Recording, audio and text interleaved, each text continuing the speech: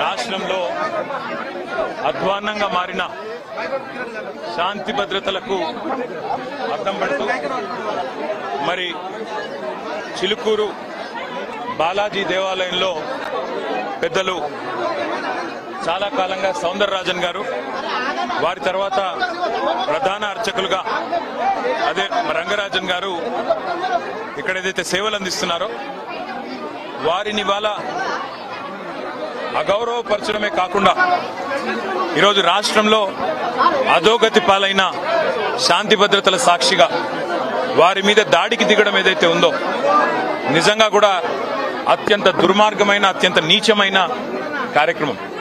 ఇది ఎవరు చేసినా, ఏ పేరిట చేసినా, ఏ ఎజెండాతో చేసినా శాంతి భద్రతల విషయంలో మాత్రం ఉక్కుపాదంతో వ్యవహరించాల్సిన బాధ్యత రాష్ట్ర ప్రభుత్వం మీదనే ఉంటుంది. ఇవాళ భగవంతుడి సేవలో నిమగ్నమయ్యే పెద్దలు రంగరాజన్ గారు, సౌందరరాజన్ గారి కుటుంబం పరిస్థితి ఈ విధంగా ఉంది అంటే మరి రాష్ట్రంలో శాంతి భద్రతలు ఎంత అధ్వానంగా ఉన్నాయో దీన్ని బట్టి చెప్పవచ్చు.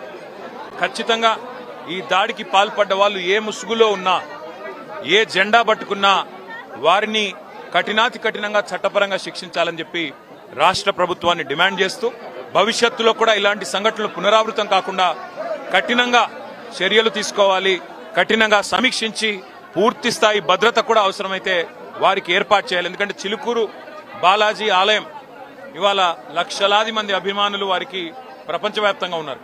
అట్లాంటి చిలుకూరు బాలాజీ ఆలయానికి మరి గొప్పగా సేవలు అందిస్తున్న ఆ కుటుంబాన్ని సౌందరరాజన్ గారు కానీ, రంగరాజన్ గారు గారిని వారిని అవమానించడం అంటే నిజంగా కూడా ఆ స్వామివారి భక్తులను అవమానించడమే, ఒక దైవ భక్తుడిని అవమానించడం అంటే దేవుణ్ణి కూడా అవమానించినట్టే. కాబట్టి తక్షణమే ఈ విషయంలో కఠినాతి కఠినంగా భవిష్యత్తులో మళ్ళీ ఇట్లాంటి పునరావృతం కాకుండా చర్యలు తీసుకోవాలని ప్రభుత్వాన్ని డిమాండ్ చేస్తా ఉన్నాం.